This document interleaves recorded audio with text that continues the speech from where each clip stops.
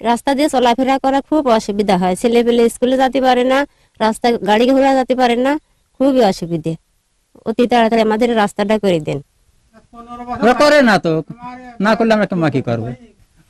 যখন আসে সঙ্গে ভোট রাস্তাঘাট করে দেবো, পরে তো রাস্তাঘাট করে না।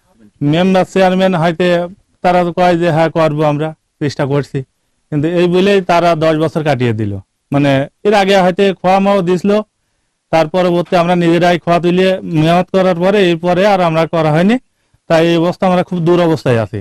রাস্তার অবস্থা এখন রাস্তা হওয়া রাস্তা হইল না, 2 মাথা হয়ে গেল, কেন হইল না? কিছুদিন শুনলাম যে এটা হওয়ার পর হবে, তা পরে দেখা গেল ওইটা হওয়ার পর আর এটা হইল না।